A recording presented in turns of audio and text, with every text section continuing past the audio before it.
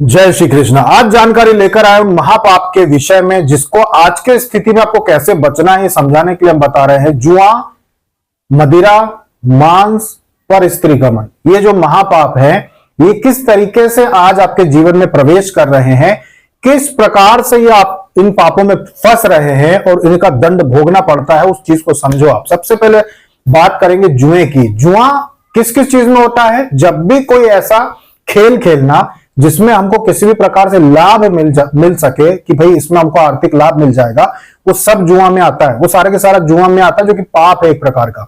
इससे उन्नति नहीं हो सकती, बल्कि इसका दंड है नरक में एक विशेष प्रकार का, कि इनको ऊंचे ऊंचे पहाड़ों से गिरा गिरा के इनको बार बार दंड दिया जाए कि आपने ऐसा काम किया।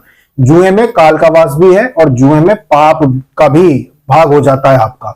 आजकल जितने भी आप देख रहे होंगे, पहले तो आपको पता होगा कि भाई चौपड़ खेलते थे, पत्ते खेलते थे, जो पत्ते आते हैं ना ऐसे ताश के, वो खेलते थे। और चौपड़ होती थी, चौपड़ जैसे महाभारत में चौपड़ में हारे थे पांडव, चौपड़ में हारे थे, तो वो चौपड़ आज तक गांव में अभी भी है, अभी भी चलती है।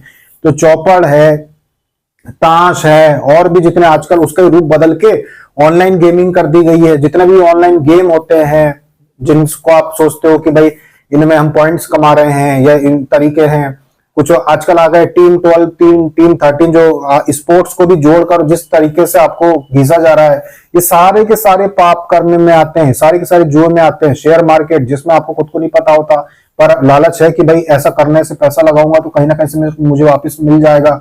ये सारा के सारा पाप कर्म में इसकी गिनती होती है, जिसकी विशेष व्यवस्था एक नरक में की जाती है कि जो जुआ खेलेगा उसके लिए ये दंड है। तो वहां पर वो दंड निश्चित होता है। इसलिए अपने बच्चों को, ये जो आपके बच्चे हैं जो पॉइंट्स के चक्कर में और अलग अलग तरीके से लाभ के चक्कर में गेम खेलते हैं, ऑनलाइन गेमिंग करते हैं, ऑनलाइन गेम खेलते हैं, ये सारा जुए में आता है। इससे आप भी दूर रहें और बच्चों को भी दूर रखें।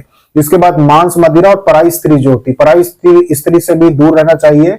एक नियम होता है, संयम होता है, जिसका पालन करना चाहिए, एक धर्म का पालन करना चाहिए जिसमें आप उसमें फंसे ना। तो आपके चारों तरफ ये चीजें होती है। मांस का भी यही चीज होती है कि मांस व्यक्ति खा तो लेता है, लेकिन इसके लिए भी एक विशेष नरक दिया जाता है कि आपको जब आप ऐसा कर्म करते हो तो यहाँ पर आकर आपको अलग से कुछ खाने को नहीं मिलता। नरकों में कोई भोजन व्यवस्था नहीं होती है, वो तो श्राद्ध पिंड का आपको मिल जाता है जो आपके घर वाले करते हैं। तो वही आपका विभाजित होके दिन में, महीने में या वर्ष में आपको दिया जाता है कि या तो आपके प्रतिदिन की भोजन व्यवस्था आपके पुत्र के द्वारा अगर नियमानुसार अगर पिंड दान किया गया है तो प्रेतात्मा को प्रतिदिन भोजन मिल सकता है, या सप्ताह में एक दिन महीने में एक दिन मिल सकता है, या फिर साल में एक दिन मिल सकता है, जैसा आपका बच्चा करेगा तो उस हिसाब से मिलता है। अन्यथा वहां पे बाकी के समय पे क्या होता है, खुद का ही मांस खिलाया जाएगा आपको। खुद का ही मांस खाओ, मरोगे तो हो नहीं, आप बस पीड़ा ही पीड़ा होगी। तो इस प्रकार के सारे दंड वहां पे व्यवस्थित किए गए। तो इन चीजों को समझो कि इन चीजों से पाप लगता है, जिसका भोग करना पड़ता है। गौ माता को जो मारता है, गौ माता को जो तकलीफ पहुंचाता है, तो गौ माता के शरीर में जिस गौ माता को आपने हत्या की या मार दिया, ये आप बचा सकते थे फिर भी आपने कुचल दिया, गौ माता के शरीर पे जितने बाल होते हैं ना, जितने रोम होते हैं, उतने वर्ष तक नरक में आपको भी वैसा ही काटा जाएगा जैसे गौ माता को आपने काटा। तो प्राण नहीं निकलेंगे। आज आपको काटा, आपको पीड़ा पहुंचाई, तकलीफ पहुंचाई, कल वापस आपका शरीर वैसे ही रहेगा, फिर आपको काटा जाएगा, परसों फिर वैसे ही शरीर रहेगा, फिर आपको काटा जाएगा। और नरक के दिन और यहाँ के दिन में अंतर होता है। मतलब कि वहां पर जब आप जाओगे तो कई लाखों वर्ष की आयु हो जाती है नरक में यातना भोगने के लिए। तो इन चीजों से सावधान रहना बहुत जरूरी है। कितना भी अच्छे से आपको मांसाहार दिखाया जा रहा हो विज्ञापन में, कितने भी अच्छे तरीके से वो चीजें परोसी जा रही हो, लेकिन ये सारी की सारी आपको नरक की तरफ लेके जाती हैं। अब व्यक्तिगत होता है ये निर्णय, भाई आपको क्या करना है, ये आपका व्यक्तिगत निर्णय होता है, इसमें कोई जबरदस्ती नहीं कर सकता। पर समझाने का काम हमारा है कि जो हमारे साधक साधिकाएं इन चीजों को पूछते हैं बार बार कि हम शेयर मार्केट में पैसा लगा के हम वो करें या ये चीजों का क्या है, तो भाई ये सब जुए में ही आता है। जहां पर भी आपको अंदाजन लाभ मिल जाएगा वाली बात आती है, वो सब जुए में आता है। तो इन चीजों से बचो, जुआ, मांस, मदिरा और पराई स्त्री, क्योंकि ये चीजों के लिए बिल्कुल जैसा मैंने बोला 84 लाख प्रकार के कर्मों के लिए 84 लाख प्रकार की यातनाएं दी जाती हैं 84 नरकों में। जो प्रमुख है, प्रमुख नरक बता रहे हैं कि इनमें हर एक पाप के लिए व्यवस्था की जाती है।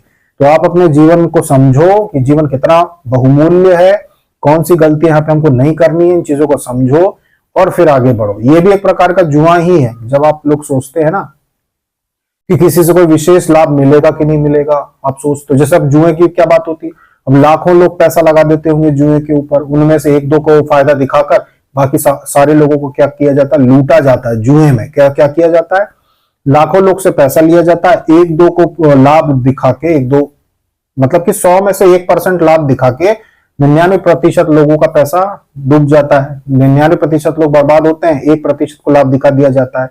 वैसे ही आपके तरफ चारों तरफ समाज में भी होता है कि करोड़ों रुपए, जैसे कि 10,000 करोड़ का आपसे आपको लाभ तो दिखाया जाता है बहुत सारा कि लाभ देंगे, आप भी सोचते हैं कि हमको लाभ मिलेगा, मान लो किसी प्रशासन से कोई लाभ मिलेगा, अब कई हजार करोड़ों का टैक्स लेके कुछ 100-200 करोड़ 500 करोड़ खर्च करके आपको लाभ दिखा दिया जाता है कि देखो हमको हमने ये काम करा दिया गया है, वो काम करा दिया गया है। फिर आप क्या करते हैं, फिर आप उनके ही फॉलोवर बन जाते हैं कि भाई हम तो इनको बहुत मानते हैं, पर क्या वास्तव में वो आपके लिए कुछ भला होता है? नहीं। ये चीज सारी चीजें ऐसी होती हैं, लाभ दिखाना और लोगों का शोषण करना, यही चीज जुए में होती है कि लाभ दिखाया जाता है कि भाई ऑनलाइन गेमिंग है, इतने लाभ मिलता है, हजारों करोड़ रुपए उसमें लोगों के ले लिए जाते हैं, और कुछ लोगों को लाभ दिखा के बता दिया जाता है कि देखो इनको लाभ हुआ, और बाकी लोग सारे नुकसान उठाते हैं। तो समझो इन बातों को कि ये सिर्फ आर्थिक नुकसान नहीं होता आपको, बल्कि आपको आध्यात्मिक नुकसान भी होता है। ये पाप कर्म है, ये आपको नर्क लेके जरूर जाएंगे। आशा है कि आप साधक साधिकाओं का जो मन में प्रश्न था कि इन चीजों को क्या हम कर सकते हैं, तो भाई नहीं कर सकते। आप ऑनलाइन गेम और ये सब चीजों से दूर रहें। अभी तक के लिए इतना ही। जय श्री कृष्ण।